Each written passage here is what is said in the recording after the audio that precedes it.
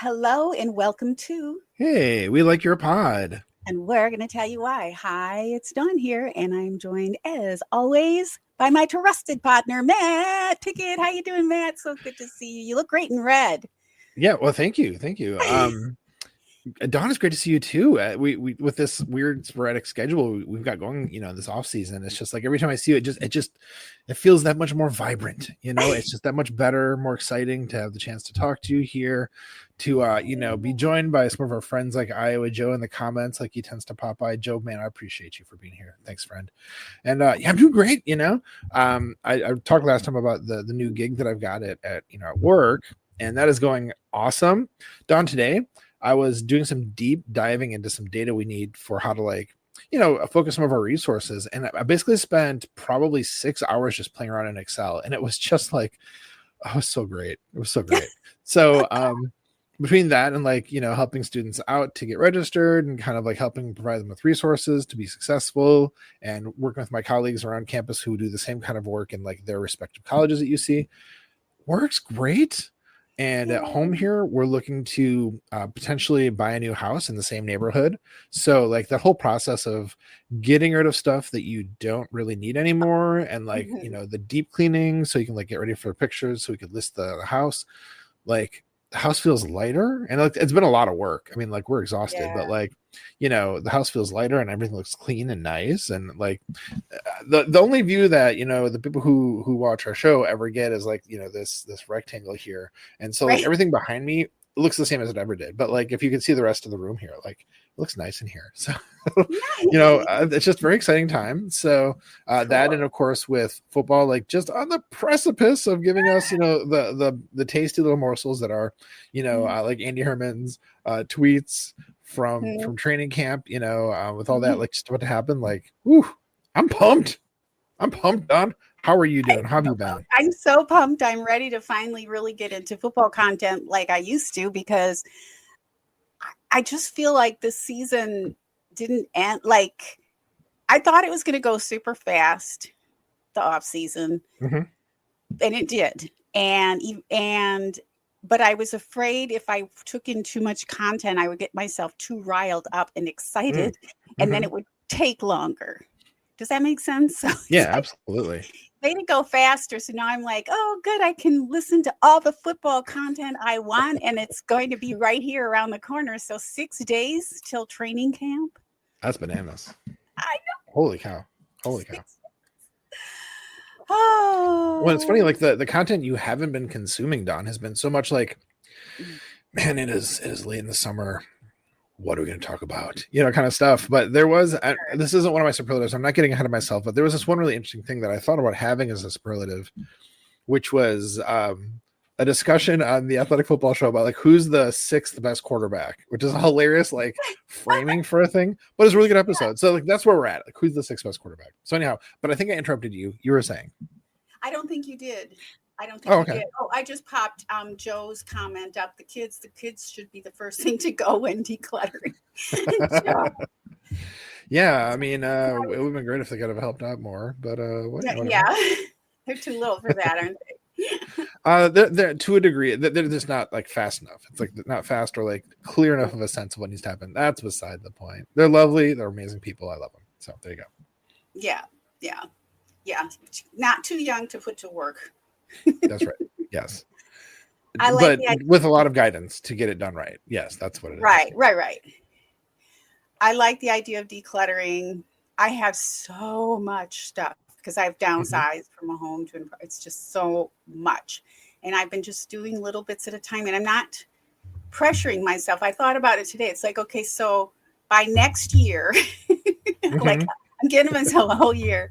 By next year, I'm going to reduce my closet. I actually have 2 full, like full decked out walk-in closets filled with clothes and shoes, like probably 300 pairs of shoes. What? Are you exaggerating? Say 300 pairs of shoes? Well, over 200. I've cut down already. Yeah. And I just like shoes a lot. And I would, I just clothes too. Just, you don't even want to know. So my goal is to cut that down by half so that I just have one closet. I don't know if I'll ever get my one closet, but yeah, I'm going to get rid of a lot of shoes. I don't care if I give them away or whatever, but I just have to figure out which ones I can part with. Because a lot of them were like really expensive investment pieces, That shoes, and I've worn it like once or twice. Yeah. My wife just divested herself of a bunch of shoes tonight, actually. So it's kind of funny you said that. One of her siblings is over, like actually downstairs right now, going through the shoes and seeing what they're going to take home with them. And for my wife, it was hard to get to that point of being like, okay, I'm never going to wear all these shoes anymore. We need to just kind of like, get it moving. So that's shoes. A couple quick shout outs to the comment section here. H.E. Soder says, I can't take any more list content. Make it stop. Make this stop. Right. Seriously, there's a lot of that. And we have John Smith. Are you a Mormon clothing prepper? Which is a funny thing because isn't John Smith the guy who founded the Mormon church? I think, right? Joseph Smith. Okay. It was his brother. I thought the same thing at first. I was like, that's funny. But then, it was funny comment. And then it's like, is that Joseph? Yeah. But then it's John. maybe a relative of Joseph. A distant relative. No. Common name. Not a very common name, Smith. Not a very common name at all. So. Right. Right. Yeah, no. So lightening the spaces is a great feeling. Dropping stuff off at like a Goodwill or a St. Vinny's. It's satisfying, Yeah. I started just with, because I used to run and do like races and stuff. So last weekend I was out. I just took all because I keep all my like Keds and Converse and then running shoes and tennis shoes, athletic shoes, all in a hallway area that's not even a closet. It's just all shoe boxes. And I'm like, this has to stop. So I just took all of them and I threw them out in the hallway. I live on the end, so I have a big space. So I'm not like bothering anyone else. And a neighbor came by and she's like, I said, what size shoes are you? Because I have like really expensive running shoes that I've never worn, because I would buy like them on sale because you go through them, right? And then I stopped running, but I can still wear them for walking. But it's not easy to get somebody who's my size either. I have really small feet. But anyway, she said she has a friend, so I gave her like, I don't know, 6 pairs of shoes down there, and I got rid of half of those. And then I took the ones that I'm keeping and they're all nice and tidy, and I got them out of the hallway. Nice. It's a process. You have to like make a mess before you can make a not mess, right? It's such a mess. It's so messy. Yeah. So, and I have a little fly, which is really unusual. Okay, so my latest hobby. Yes. This is how I'm doing. My latest thing is bug eating plants. I have a bug right now. It's like we don't have many bugs because it's normally really kind of dry here, so we don't get a lot of those. But there's this little fly, and he likes my screen. So I got a really cool looking bug eating plant. It's very exotic and very pretty. It's tall and it's got like fluted. It's called a pitcher plant. I say it's like a pitcher plant, yeah. Yeah, and then if you get like hybrids and stuff from specialty gardens, you can get different colors and that. So I have one more coming, and then I found a relative of the pitcher plant called the cobra nest. Ooh, that's a cooler name. Yeah, well, they're shaped like cobras, and they look like a nest of them. And they're all like standing up like a cobra with that kind of a head. So that's I got one of those. It's smaller, but those get bigger. And then if you don't kill them, and And you have to do something, you have to treat them very differently than regular plants. Like you don't put them in dirt, and they have to sit in a little dish of water, like pebble dish, pebbles down, and you have to only use distilled water. Like it's a whole thing. The whole thing. Yeah. Yeah. I've gotten them in the past, but I never really researched it. And I love them, and I've wanted to get back into them. And then my friend got into them, and she kind of did all the research, and I saw her set up, and I was like, oh, I can do this easy. Then, so I got 2 of the pitcher, 1 of the cobra, and then we were out, and I was looking for something else, and I got a bunch of Venus flytraps. So those aren't my favorite, but I got those all because we have these little gnats right now. Okay. But it takes them a few weeks before they have the energy to eat. I mean, there might be a fly that drops in there, but sure. They go into shock when they're sold and shipped and all that. So okay. Yeah. They're not really eating bugs yet. Yeah, it's not like they're native species that you're just like picking up from a garden and walking over that like grew there. They're shipped. That makes sense. Yeah, they go into shock. You might lose most of the leaves, it says, and all that, but I don't. Hopefully, I won't lose the whole plant. Hopefully. So, yeah, cat eating plant. No, Tosh went over by the Venus flytrap last night, and I'm like, no. Leave it alone. It's in shock. I'm all protective. Oh, did you hear about my Tosh emergency last week? What? No. What? Oh, no. God. So I'm trying to leash train her. And so when I'm out, like just in the hallways and, upstairs here, I don't let her out. I put a collar on her and a little apple tracker in case she goes and chases a bird or something, which could happen, or something. And usually if she hears anything scary, she runs into the apartment and she screams if I close the apartment door. So the apartment door has to stay open, which is probably why I have a little fly in here. And so I was working so I made this huge arrangement, and I mean huge. You can't see my hands because that's how big it is, of bromeliads and orchids. And I'm putting the one carnivorous in the center, and then it has branches. It's really cool. And so I'm doing it because I had to separate out this big bromeliad. I had hundreds of plants. It grew babies, pups. They're called pups. So anyway, I'm working on that, and Tosh is kind of in and out. I thought she was inside. I thought she was napping. I looked at the apple tracker. It said she was with me, so I really didn't pay attention. I thought I heard a scream, but I ignored it. And about an hour later, my neighbor's comes upstairs from downstairs. Dawn, there's a kitty downstairs. I don't know. She didn't know it was mine. And she had fallen down between. So I'm on the 3rd floor and she's on the 2nd floor. So there's stairs that go, stairs go like that. They go like a straight, and then you turn, and then they switch back. Like a landing situation. Right. A landing, and then switch back, landing, switch back, so you can look from the 3rd floor. There's like a 4-inch spot. You can look straight down, and it's concrete. And somehow or another, she was between that spot, like outside the railing. Oh no! She was stuck, and she was like all contorted. Oh my God! She didn't scratch or bite or scream or anything. She took me a while. I got her out, and she just hugged me. Oh no, I'm still traumatized by it. I don't know what she did, if she saw something and ran after it, or if it was one of the neighbors that scared her and she went that way instead of this way, but I thought she went this way, or if she snuck, because there's a bell on her collar too. I was right there by the door, so I don't know what happened, but dumb little cat. So now she's not as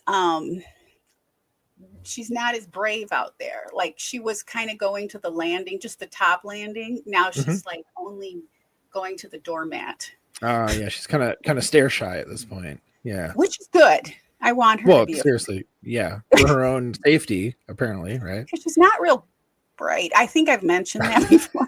You have. It's come up. Oh, anywho, well, okay. Oh, True North Packer says, anyone else in chat worried that Dawn watches jury trials because she's making plans to get rid of Matt? No. It's all good, True North. We live states upon states away from each other, so I think I'm safe. Hi, Swiffer Dusty. I know it was horrible. I can't even. I can't even. Okay, so now Joe says first it's a cat that's going to eat Dawn. Now it's going to be plants. Hashtag feed me Seymour. I used to be kind of nervous, especially the Venus flytraps. They do look very like they have teeth. Yeah, very alien, very. I'm not really. They're not my favorite, but if they'll eat a fly or two, I'm happy. Seriously, yeah. Yeah, like the one in here right now. Yeah, it was scary. It was really scary. Hopefully, we'll never have anything like that happen again. But it's kind of set us back on leash training. So if I want to take her out, she has to go in the stroller. Yeah, which is a funny image. It's a very funny image, especially. I should say next time I'll post a video here on YouTube for you guys to see in the community tab, because she screams the whole time when she's in there until we get out and about a little bit. Sure. It's like nonstop, and then I scream back, and it's just a whole thing. Nope, I have cactus as well, but no, the carnivorous actually, depending on the plant, they have mechanisms that attract. They put out like a nectar that's sweet smelling for bugs, so it attracts the bugs, and they usually have some kind of stickiness to them, so the bugs kind of stick. And some of them, like the Venus flytrap, and it doesn't just eat flies; it eats other bugs too. There are like these little spikes on the mouth, the open mouth, that if once the bug hits it, it triggers it and it closes. So that is amazing. I mean, how do plants evolve to that, right? Like that is very cool. And the way that they eat, the way that they survive is by eating the plants. By eating the bugs. So you don't feed them. Right. Yeah. They feed themselves if you have bugs around. Sure. You can feed them bugs. Right. So yeah, it's very interesting. And then the pitcher plant that I was mentioning, Sarracenia is technically what it's called. They work differently, but what happens somehow or another, the bugs go, same thing. They do attract the bugs. And so they're like a champagne flute, but they go out a little bit, or like a tulip, but only taller, and the bugs will ultimately fall in, and they can't get out for some reason. I don't know what all the mechanisms are, and then they have digestive enzymes that eat the bugs. It's down there, which is wild, right? It's so crazy how it all works. Yeah. Anywho, Maddie, so and that's the off season. That's the off season. We're not doing a list, although I'm going to talk about a list, sort of. But it wasn't a list. Kind of it is. Okay, I won't lie. It's a list. But that's one of my superlatives. Superlatives, you say, Dawn? Should we do some superlatives? Oh, yeah. Let's do that.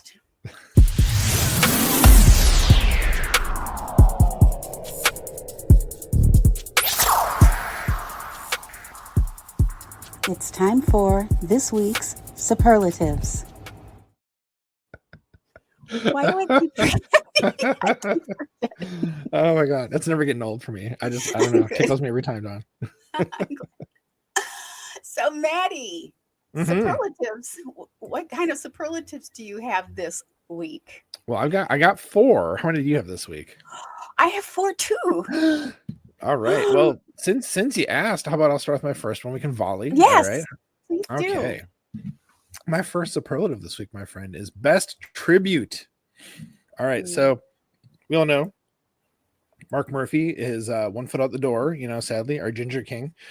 And there was this really like nice little moment in one of the insider inboxes, which of course, Wes Hodquist and Mike Spofford split, doing the daily mailbag from fans who write in. And so I'm going to read this because it was that good. It needs to just be read as is. And so, for those who are not familiar, I don't know why you're not. I mean, this is like one of the core pieces of Packers content out there you should be checking every day. But basically, let's see here. Shannon from Olivia, Texas, from Avila, Texas, had written and say, as we prepare for the last MT5, which is where Mark Murphy takes 5, writes answers to questions, kind of like the mailbox here, the insider inbox, except from Mark Murphy. It's always great. It's monthly, I think. So she said, as we prepare for the last MT5, I just wanted to say thank you to Mark Murphy for all he has done for this organization over the past 17 years. I hope he enjoys his well-deserved retirement. I don't believe there is another team executive in any sport that regularly answers fan questions in a public forum like he does. And so that was kind of the setup. And so what Wes said, and this was great. I was going to read it as is. Wes Hodquist said, I'm excited to read it as well. There's no executive in pro sports quite like Mark, and these next few weeks will be highly emotional for those of us who have had the privilege of working alongside him. I was asked Thursday about legacies of the most recent presidents and CEOs. Yes, Titletown is a big part of what Mark accomplished here, but I feel like his real legacy is being a man of the people. He relished his place in the community and enjoyed engaging with fans each day he was on the job. In my 9 years punching the clock at Lambeau, I never once saw Mark turn down an autograph or photo. That's the sign of a true leader. It's not year-over-year earnings, fancy suits, or gala appearances. It's being present with the people who ultimately pay all our salaries. We can all learn something from Mark Murphy. I know I certainly did. Just beautiful, right? That's amazing. Yeah, that came via email to, if you're subscribed, you shouldn't. If you're not, you should be, to Packers.com updates and such. So yeah, it is really emotional. It's I can't imagine how it would feel for somebody who's worked super closely with him for lots of years. Yeah. And just to say that he is a man of the people, I think that's just so true, because I mean, how many times have you seen somebody post a picture like where they're shaking his hand, or they like some at the pro shop or like whatever, they just ran across him and Mark Murphy was happy to stop and take a picture or whatever else. He's hilarious in interviews because he'll say stuff he maybe shouldn't always reveal the things he says, or calling Aaron Rodgers a complicated fella in the middle of kind of a complicated time with them, so he's at his fair share of I can't believe he said that moments. And that's it makes him seem more real, more relatable. Yeah. It's just, he's a person with a lot of responsibility who's done a lot, but at the end of the day, it's he's just a dude, just kind of crazy uncle is kind of what he's like. I love him. Sad to see him going. Hopefully, obviously Ed Posse has big shoes to fill, and I hope he, and I think he probably will appreciate what Mark Murphy has been as a public facing person. Yeah. And Wes and Mike both have taken his example. They've both been on our show. Mm-hmm. They're very personable. If you've ever been to a Packers Everywhere event, they're out there with the peeps. And I just feel like that is a top-down, trickle-down type of attitude that I hope continues even after Mike is gone. Mark is gone. Yes. Mark Murphy is gone. I can't. Some M name. I don't know. Well, I was thinking M. Yeah. Okay. I love it. So what's your first one? Yeah. What do you have for your first one? Okay. Best mindset for the upcoming season. Okay. Mm-hmm. And this is from our Andy Herman. How the Packers can win Super Bowl LX. Ooh. I like this. Yes. This is from today. And this is from Pack-A-Day on YouTube. Pack-A-Day podcast. Urgency, which is what Goody said at his last press conference, his most recent press conference, a sense of urgency and progress, so that each player needs to show that they've progressed from the prior year, can't stay the same. A little bit of luck in the injury department. I'm paraphrasing here, obviously. We need J-Lo to play like he did at the end of the 23 season. Toyotathon Jordan Love. Yes. Yes. And injury luck again. I'll just say there because we don't need a lot of injuries like last year with him. They need to be in the top 10 in pass rush. Tall order. Better, more likely this year than last year, right? Though Yes. Okay. Yes, I agree. I'm glad you agree. Okay, because I want to know your thoughts on this. Okay, that's why I'm doing this, because I want to hear what you say. So, efficiency stats, and so he made a comparison to Bo Ryan, who was the coach for the Badgers, I believe basketball, and he designed his wins, his strategy he based it on the top 3 to 5 stats for every game. Okay. So for stats, Andy was referring to third and fourth down percentage, both for O-line, for offensive and defense. Red zone percentage for both O and D, and the turnover percentage. So if they can do well in those 3 things, that's another one of the formula. He said that he feels like Matt LaFleur's aggression needs to come back up to where it used to be. Yes. Agreed. And for those who aren't Packer fans, that's head coach Matt LaFleur, MLF. Less wide receiver drops and errors. That would be nice. Yeah. Seriously. But our wide receiver room is probably one of our strongest rooms. It was pretty strong last year too, but again, injuries. But I feel pretty good, but that could be improved. Yeah. Especially if the players are progressing. We had a lot of very young players last year. The depth. So the depth chart. So when people step up to play, those people on second and third string are going to have to really perform. Yes. Because we don't have so much strength and depth on in certain positions, and so they're going to have to really do well for us to win the Super Bowl. And greatness needs to happen. We need to have stars, and they must really shine through this season. So we have good players, but we didn't really have stars necessarily. We have some that are right on the brink. I think that this was a different article I read, but there were 4 players according to PFF. 4 of the best players on the Packers team. I think the Chiefs had like 9, you know what I mean? So Yeah, that's the thing, because Packers are like across the board, like a very good team, but not a lot of high end, at least from this last season or two. But I think there's a lot of potential for, a lot of people to break out and be that kind of high end that, a lot of commentators are saying we don't have. So yeah, sorry, go ahead. No, that's what I want from you. I want to hear what you have to say about this, which is one of the reasons I brought this one up, because I agree that that's all of these things are possible for this season. Yes, agreed.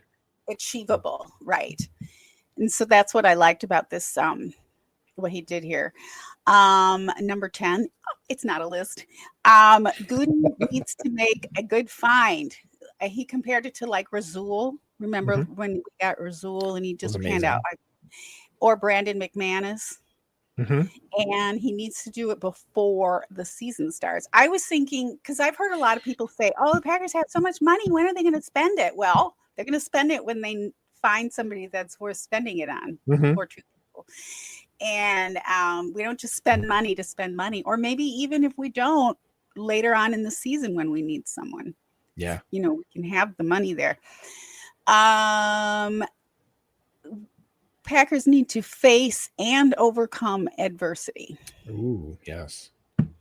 And then they need to be better in big games, because basically last year we lost to the Lions twice, to the Eagles twice, and to the Vikings. And the previous year was to the 49ers. And those were all doable games, or at least half of them. Yeah. Yeah, at Yeah. least half of them were like we were in it and Yeah. right there. Yeah. That's the case for almost all those, in fact, thinking back on it. And yeah, I mean, like the team has shown when they, are in a big game, they can win. I mean, I think back to the Lions, on Thanksgiving in 2023. Like that was a huge game. And they walk in and they stomped the Lions in their home, on Right. national TV, and it was amazing. I mean, I think that, like you're saying, I do think that pretty much all these are definitely within the realm of possibility. And you just hope that the stars can align. And I think ultimately, there's probably any given year at least 10 teams that have the potential to win the Super Bowl. And it's just a matter of like how things like line up and how much luck they have. I mean, injury, like you said, that's a huge part of it. And just like if they're hot when the when the postseason comes up, there's so many things that you can't predict, and you just kind of hope for the best. So could these things all happen and the Packers get to the Super Bowl? I think absolutely. I think we're one of the 10 teams that could make it, if we're saying just kind of picking a random number. But I love when Andy does kind of lay these things out and say, like, here's what I see as being like, if all these things go the right way, like we have a great chance. And I think it's true. I mean, I think that if Jordan Love is like to find Jordan Love again, if the pass rush can come together, top 10 seems like, given this last year, kind of like, can that happen? But it can, because, who, like, wasn't it Kenny Clark was injured this last year and played through injury for like the whole season. If he's right, that he's like a force multiplier, across the D line. We have, a lot of younger players who are like ready to take a step up. I think, we could see like a great year from Carl Brooks, for example. And then, with the DBs, I think are looking really good. People are, they worry about the corners we have, but I feel like we're in really good shape with that, actually. Do you? Yeah, I actually do. I was wondering. Okay.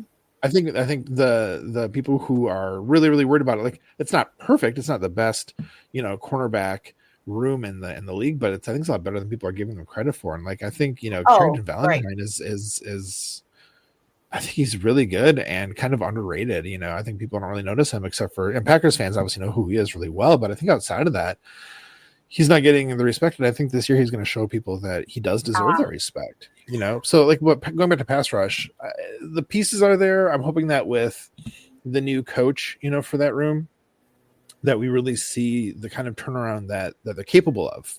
I'm optimistic. I'm always optimistic about everything. I think that could happen. Thinking in terms of Matt LaFleur's aggression, especially on fourth down calls, and not on throwing bad challenge flags. That is, he's shown it before. I did feel like a lot of his stuff was. I shouldn't say a lot of his stuff, because like his game plans to mitigate not having Jordan Love because of injuries, and when we had Malik Willis in his place, like that was aggressive and amazing and creative. And so I don't mean to like criticize everything LaFleur did, but his like moments when you would see like a Dan Campbell saying, we're going for it, we're going to be like physical, we're going to be tough to get this 2 yards that we need on fourth down, bring that kind of an attitude to it. Definitely. Talking about less wide receiver drops, I just feel like statistically it's not possible to have that bad of a season, drops wise. And I know that the wide receivers understand like their standing in the drop percentage rate league wide. I'm sure they're keenly aware of that. I think somebody was talking about, I might have this slightly wrong, but I think they said like Jaden Reed posted to Instagram with like the jugs machine in his garage that he's working with. So I think like they're working on it. So I think, it can't be that bad again. Like statistically, they're going to regress to the mean, So like that's gonna be better. And I think we'll have some of the guys breaking out, this season. So I think the other one I was going to mention too is with Gutekunst needs to find like that like diamond in the rough that he seems to every time. That's when it's like, how is it possible? How could it happen again? But it always does. He always finds somebody, and maybe it's going to be McCall Hardman, or maybe it's going to be Nate Hobbs, like the people who we picked up, already as free agents. But maybe there's another free agent out there that he is going to find out about or has a beat on, or whatever. Right. Or when cutdowns come, in a couple of weeks. That's crazy, right? Yeah. There's all kinds of folks out there that'll suddenly be available. And, I think Goody might have his eye on somebody. Could happen. And we could pick up that diamond in the rough. So that was a lot of words, Don, for me to say. I always think Andy's got, great points. He lays them out well. And I think that pretty much all the things you're talking about here are very possible. So, yeah. I think our corners are talented. I just didn't know if we have any depth there. Could be deeper. It's true. Yeah. That is one of the, in terms of depth, that's more worrying. Yeah. That's probably more what I was concerned with. What I liked about this podcast that Andy did today was it also looks a little daunting too, but it is daunting to get to the Super Bowl, right? Yeah. But it also, it's like, it's kind of nice because I remember last season thinking, there were some things, I can't remember what they were at this point, but there were certain things that I had my eye on because, it was we were being reminded of it all season that we were not doing well with. And it's like, I would think to myself, well, you can't get to the Super Bowl with that kind of statistic or with that kind of a problem. Right. And so I like it because it gives me hope, but it also gives me like a reality check for if we don't get to the Super Bowl this year, it's like a little umbrella to fall back on, it's like to catch. Yeah. So I liked it for a couple of reasons. And then this was part A. There's a part B to this. So this is because I have two superlatives in one. So I'm just it's not as long. So the next one is the state of the Green Bay Packers organization. And this is from ESPN Milwaukee. This is just a summary. Again, you go to Pack-A-Day to get more detailed and to ESPN Milwaukee to get more details on both of these because I'm just paraphrasing. And so this was Alex Strofe, Gabe, and Jason Wilde. Yeah.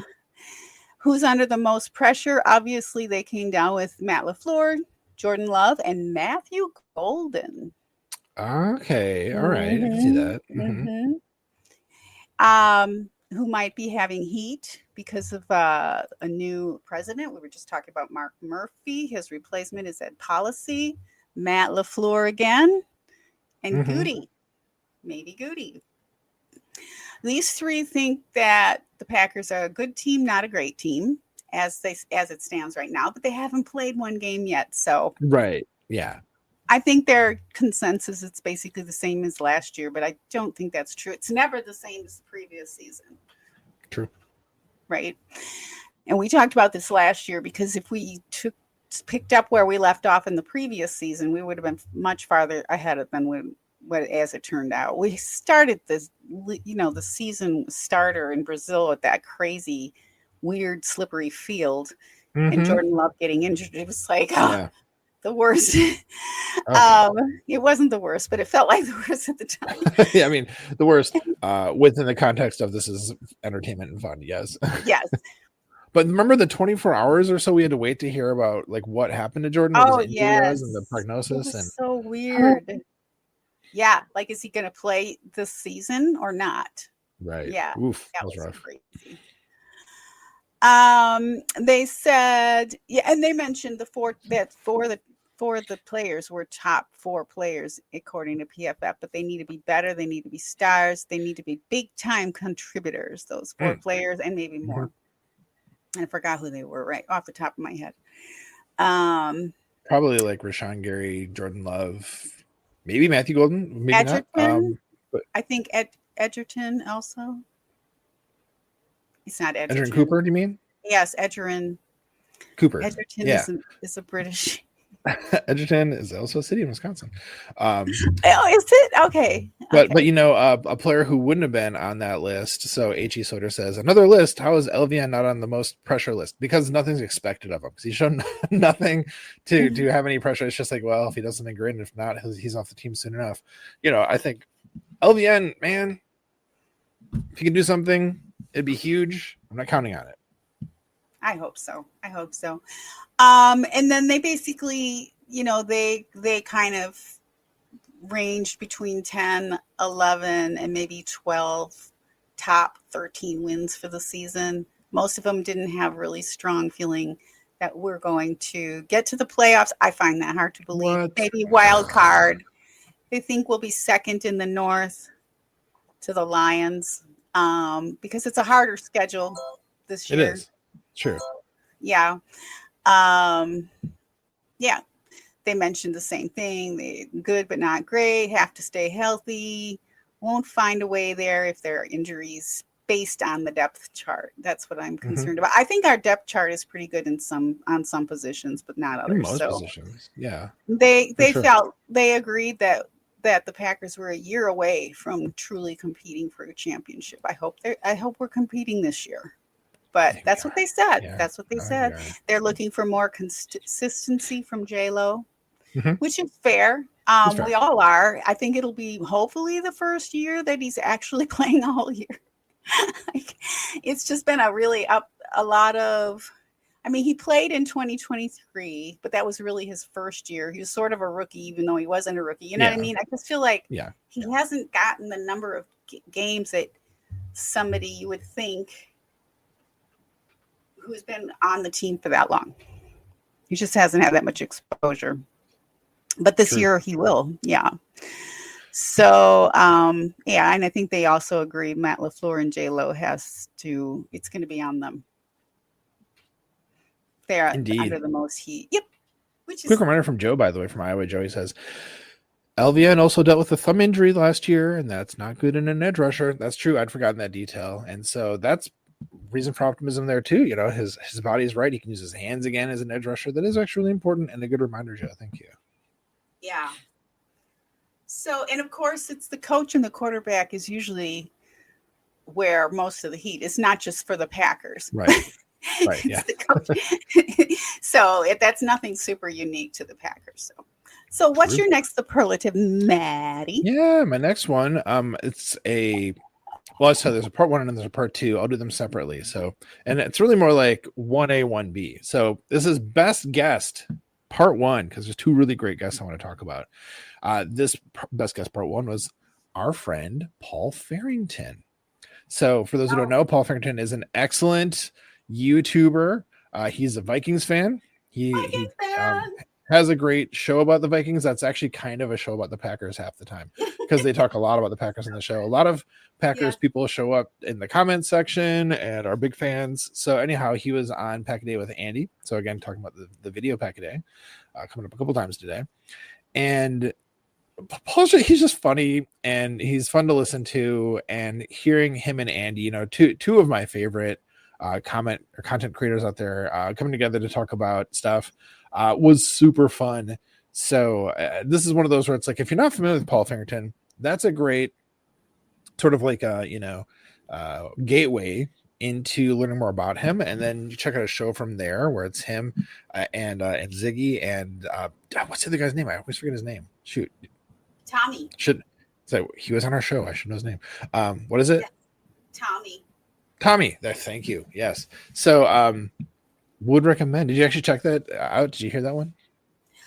I saw Andy on Paul's show, and Paul mentioned that he was on Andy's show, and I went to go watch that, and then instead I watched the one that I just talked about because it was today, so I have to still play that one. Yeah, I really enjoyed the Paul Farrington show for sure. Yeah, it's good stuff. Super fun. So since you kind of like chained 2 of yours, should I just actually go ahead with my other best guest one? All right. So technically my third superlative here, best guest part 2. This was Carmen Vitale. She was on the Mina Kimes show featuring Lenny as part of their previewing the NFC North episode. And, Carmen was on with Andy Herman a lot this last season, right? I think like once a week, because Carmen is a reporter who covers all of the NFC North. She's, I think, based out of Chicago. I think she's a Chicago Bears fan, if I remember correctly, but still a really good objective reporter. But just Carmen she's so smart and so interesting and so good at like conveying, the takes she has about the teams. I think she's a very balanced reporter. And just she's always really fun to listen to. So then her, joining forces with Mina Kimes, who you don't love Mina Kimes, what's wrong with you?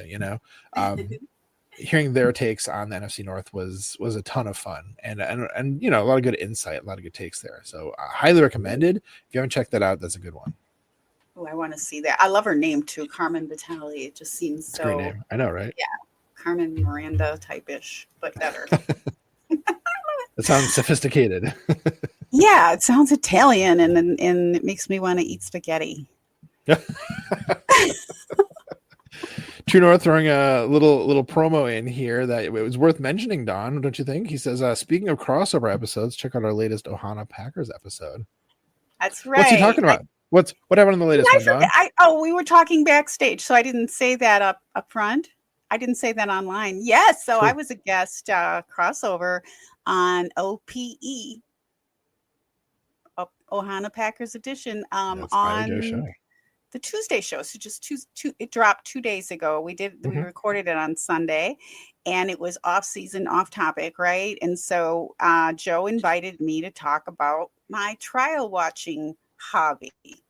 And so I talked about some of the cases that I've been watching and plan to watch, and upcoming cases. And Joe shared a lot about some of the cases that he's been following or has followed in the past, some of which are pretty local to him in his tiny little small town. Yeah.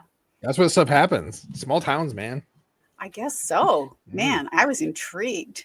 So it was a fun conversation. I really enjoyed it. So I hope you guys listen to it too. I posted it in the community tab here on YouTube, on Facebook, and I think on Blue Sky as well. So you can click on that anytime and replay it. Whether you're interested in watching trials or true crime or any of that, it's just a fun conversation. You know what I mean? You don't have to be interested in that topic. I thought, if I do say so myself. So thank you, Joe, for inviting me. It was fun. I enjoyed it. Outstanding. Speaking of legal issues. Yeah, as I say, what's your next superlative? I was just going to kind of lead into it. You got it. Yeah, speaking of legal issues, sports law is also interesting to me. A lot of people, it's boring too. So we don't, but there sure is enough about it going on, and it's interesting. So, superlative most maddening mess. This is an update to the collusion conversation, the NFL collusion situation from last time, from 3 weeks ago. A lot has happened, as I thought it would, because it never made sense to me. I knew there was more. I knew it.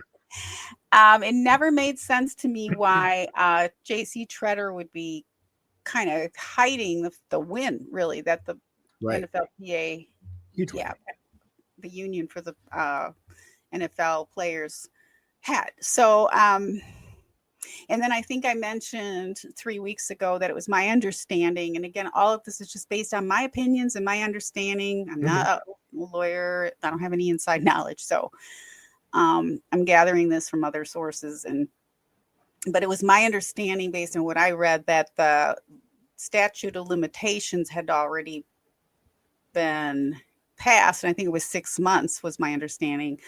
So that the players the players, once they learned about all this collusion, theoretically, allegedly, they would have had they would have no recourse because the statute of limitations. Well, voila, they have filed an appeal. So there evidently it's being taken up. So there'll be a 3-person panel to handle the appeal. It is moving forward, and it's supposed to be moving forward with pretty quickly. And the 3-person panel, if 2/3, so 2 out of the 3 agree that there was collusion, they can win. They can win this against the NFL. And so the question is, will we ever know? Because everything seems to get hidden. The other possibility is before that the appeal goes to the panel, the NFL might settle. And that also might be kept under wraps. So it'll be interesting. But remember I talked about Lloyd Howell, who was elected in quotations. I call it appointed by JCTretter to fill in for him as the executive director. I think they can only serve 2 terms or something like that. I can't remember why, but so then he has Lloyd Howell placed into his position, and then he gets appointed, elected, whatever, as his advisor, basically. So Yeah. chief strategist.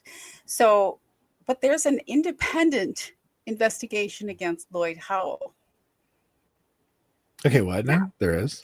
There is. Yes, there is. So, but the question is whether it's really independent. But okay, so there's a lot more attention and awareness about Lloyd Howell. Remember I mentioned Lloyd Howell had kind of a sketchy past? Yeah. Because he was working, I think he was the CFO, or I can't remember what his position was right now. I'd have to look in my notes from last episode, but he was working for that large contractor out of DC that contracted to the United States government, was found to be bilking the taxpayers out of $500,000 a year. And so he lost his job, and they ended up they settled also for $3.7 million, almost $500 million with the US government. So he was out of a job, and then he lands this job for the NFLPA. Great pick, Tretter. Woof. So wait, what was the company that he was working for that was part of the scandal? What was their name? Yeah, no, it's not part of the NFL scandal. No. I mean, you said that there's this other thing that he was involved with, and right. So that was his past. Yep. So that was his past. But right. So what was the company called? Oh, Booz Allen. Right. I was just checking on the side here. Booz Allen was. I remember hearing about that. Yeah. Okay. Yes. And then the only reason that was found out is because they had a whistleblower who came forth. Yeah. Just God bless whistleblowers, right? So Lloyd Howell was part of that whole Booz Allen mess. Oh my God, that's crazy. Correct, right? That's what we talked about last episode. But beyond that, so he went from there to the NFLPA, but now he's under investigation. And from what I can tell, it's like 3 different things, right? Oh my gosh! But and so it just came out that there's an independent investigation. I'm doing air quotes on a lot of this. But we don't know who is investigating necessarily. Who hired Wilmer Hall? Wilmer Hale is the name of the law office that's hired to investigate him. But there's question about whether they're really independent or not, because Wilmer Hale has already worked for the NFL. So if the NFL is actually investigating him, are they really yeah, so there's just a lot of weird things. And evidently Wilmer Hale somehow was involved in editing Howell's comments after the Super Bowl, because lawyers are always involved in everything that goes out publicly, of course. Releases and that kind of thing. So press releases and all. So but there's more awareness about Howell now, which I think is good. And again, he's JCTretter's placeholder, because JCTretter wants a permanent position. Twitter wants a permanent position. But here's the thing. So there's a few things that came out. So I don't know if I mentioned this 3 weeks ago, but this Howell guy, he's paying millions of dollars for his position for NFLPA, but he's got a side gig going. Yeah, what's the side gig?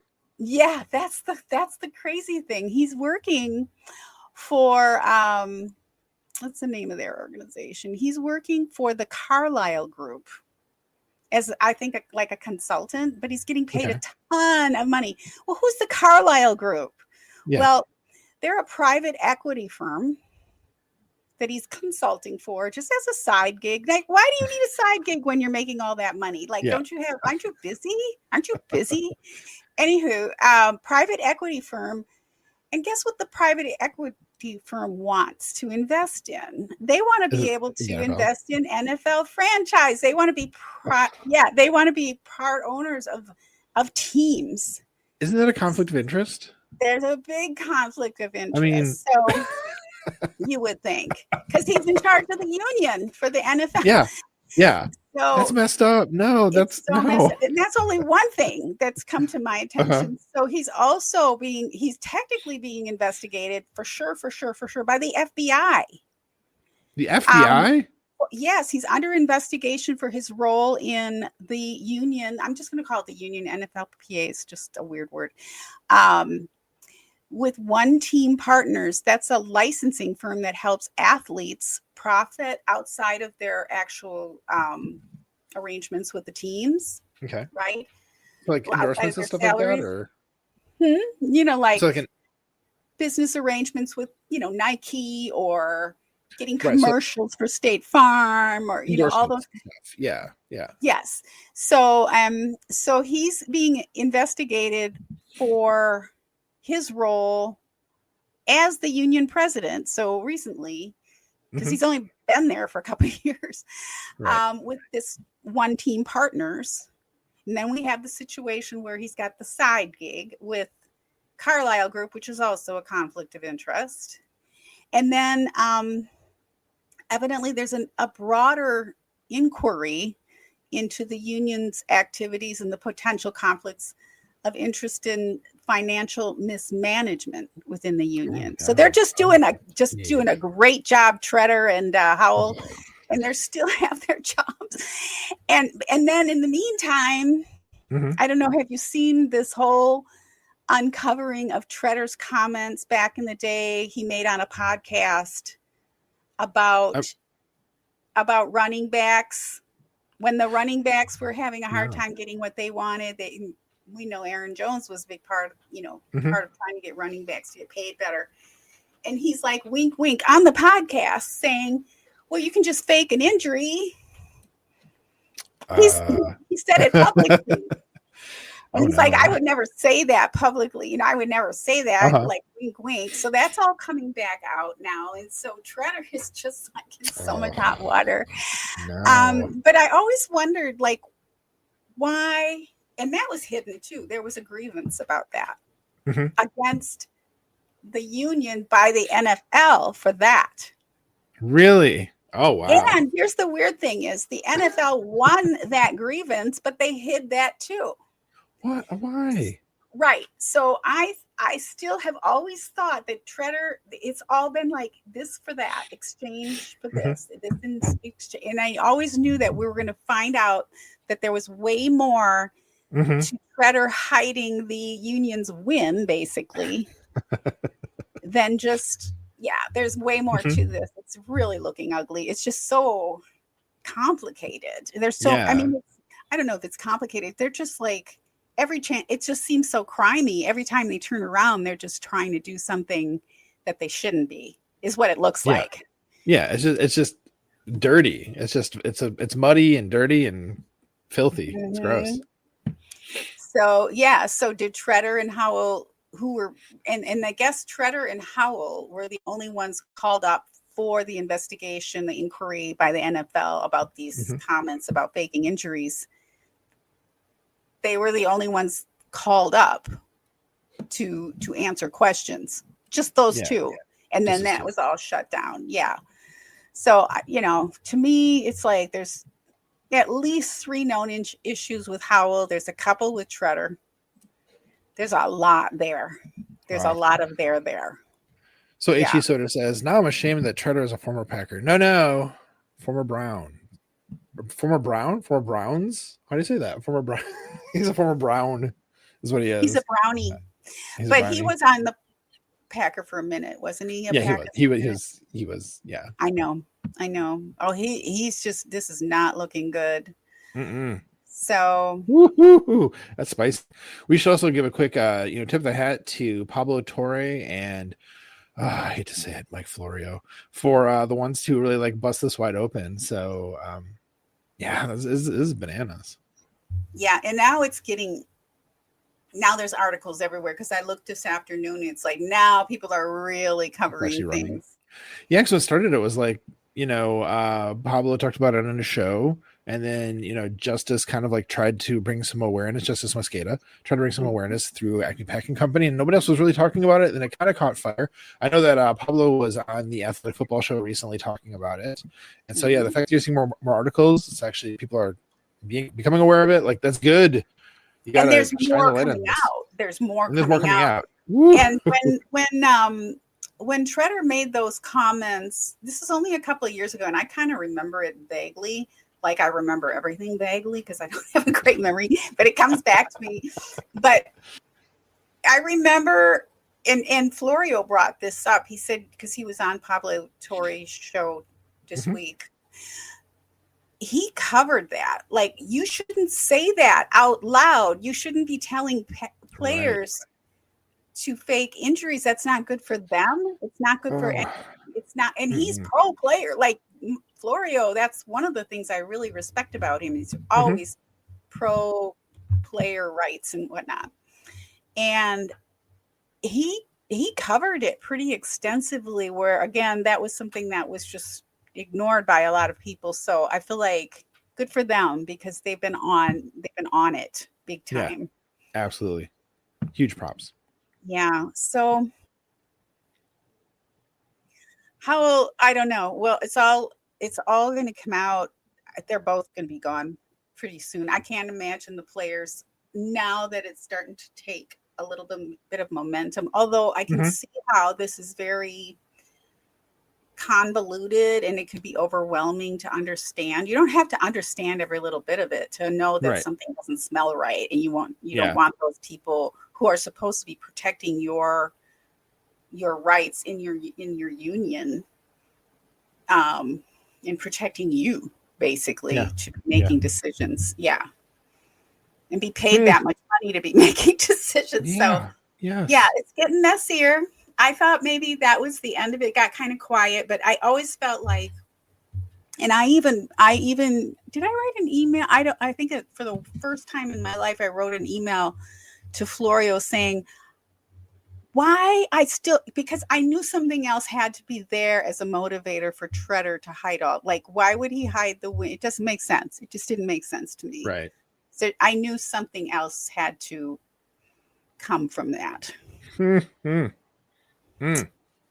Maddie, it's so ugly, and we just want our players to have a clean union. This is the problem with unions. They get too powerful. Like, this is one of the biggest, most important unions in sports, right? That these people are in charge of. Yeah. So. Yeah, and corruption in a union is one of the most, like, for me, disheartening things because, like, it's such an important engine for equity, you know, and for that to rot. And it happens. What a betrayal, you know. Way too often. Like, the mafia is involved in a lot of unions, and it's unfortunate. Yeah, it is. So with that, on a different note. So back to something more positive, I guess. Okay. So, you know, earlier in the show I mentioned that spending like 6 hours just like playing around in Excel today was like huge fun. That's important context for my next one. All right. So I said that because the superlative dawn is most fun.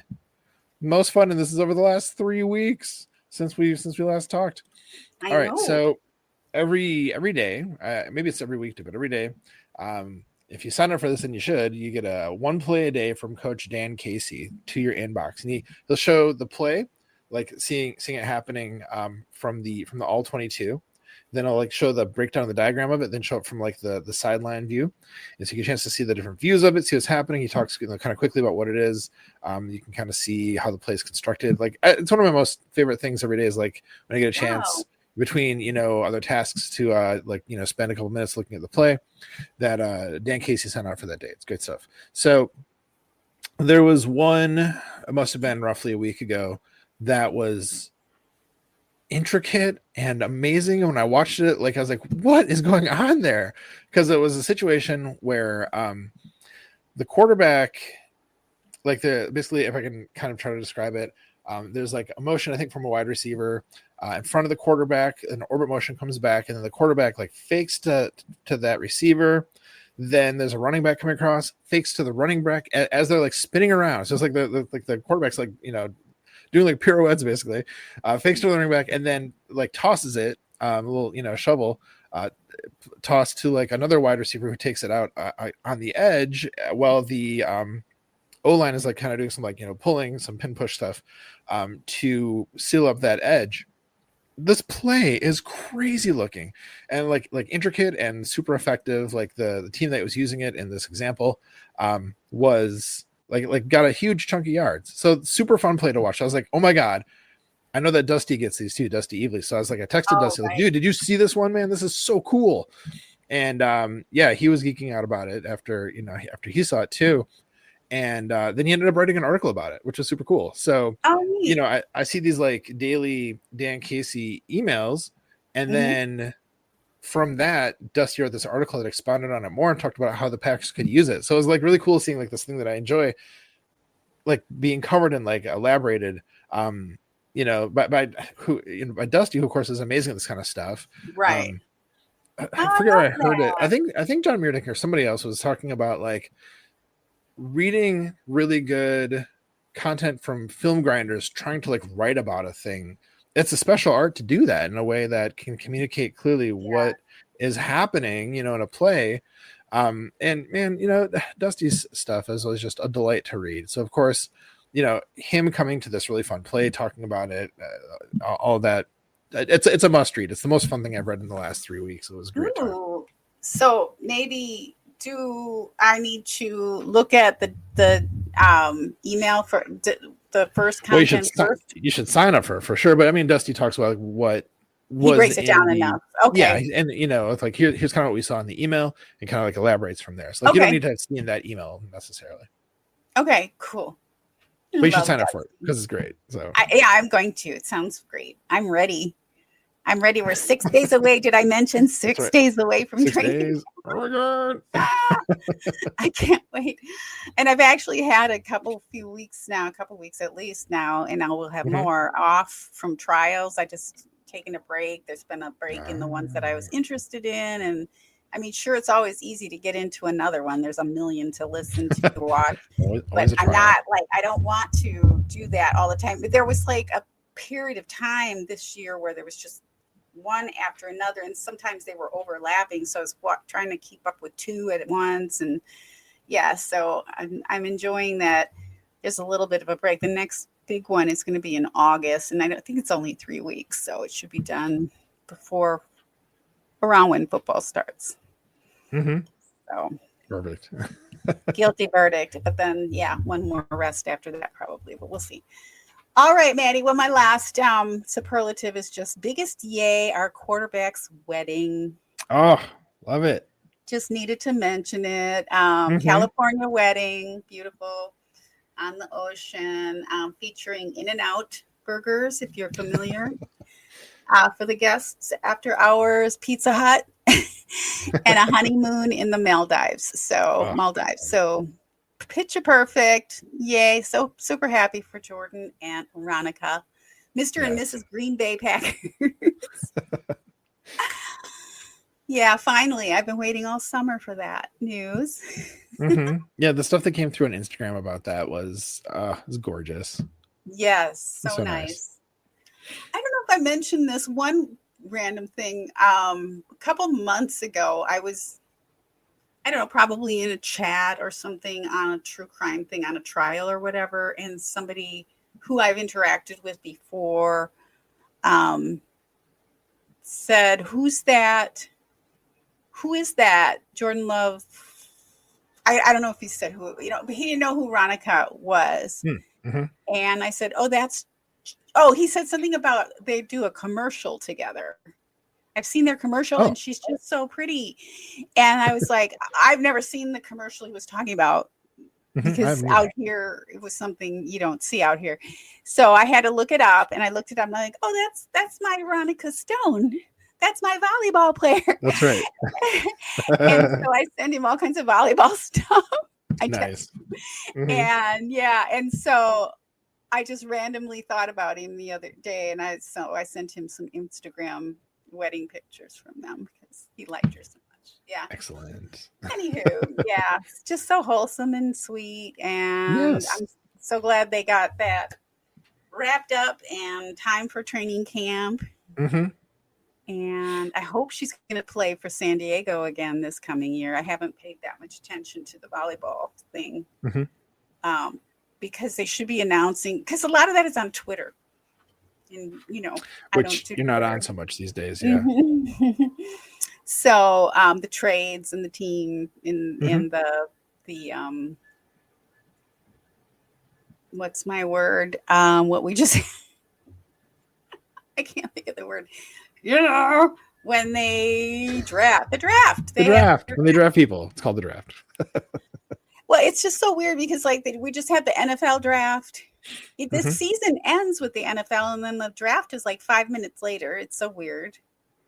It's real quick. It's Mhm. not like a few months like with football. Right. I'm sorry, NBA. It's like a Oh yeah, real yeah. yeah. I moved away. Major League Baseball's in the middle of the season. I learned that's weird. Yeah. And then so I can't keep track with all of these different sports, and I don't pay that much attention. But so the volleyball, I kind of was relying on Twitter for, so I'll have to go look it up. Mm-hmm. Yeah, Maddie, All it's right, been Dawn. great chatting with you. Oh my goodness, I know. There's a long episode today because we had so much we want to talk about, and we just had to Too get caught up and much. go through all Yeah, that. I know. yeah, it's been fun. It's been fun to catch up. So we'll probably see you in a couple weeks, maybe. Let's say 2 weeks. Totally. Yes, yes, I should have some answers on my personal stuff after this week, so we'll know what Good. the game plan is, and I am 99% sure that we're going to be back on track for every week starting the new season. So Perfect. That'd be great.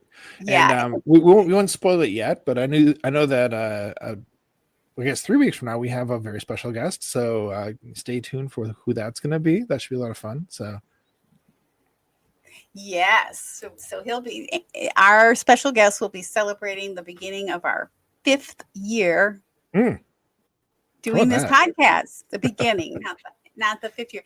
So we don't get to celebrate till the end of next year, right? The end of the year.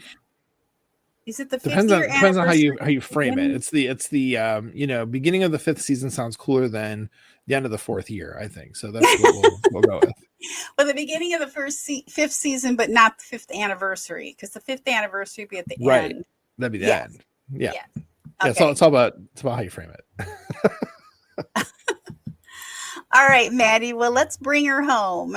Let's do it. All right. So, friends, we'd love to have a chance to interview you. And speaking of, once we can kind of get back into the regular, weekly thing, we're going to probably be getting back to having people on a regular basis, which I've really missed. I think it's been good to get away from that for a little bit. But there's a bunch of people who I think we have in the chamber ready to go. So I'm excited for that. But anyhow, friends, as I was saying, we'd love to have a chance to interview you and shout you out if you're a subscriber and a football fan. If you'd like to nominate someone to be a guest on our podcast, please let us know. Our DMs are open on all the social platforms.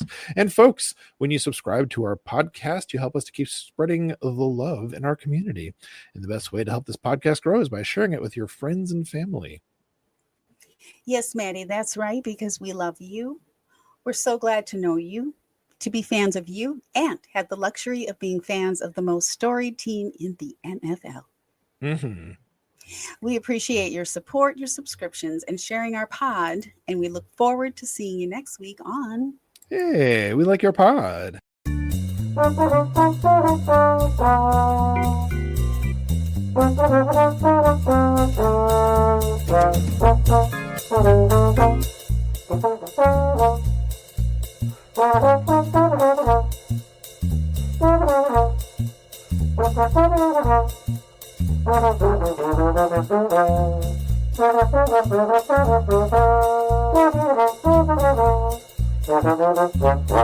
Football in general comes down to discipline and people owning their roles.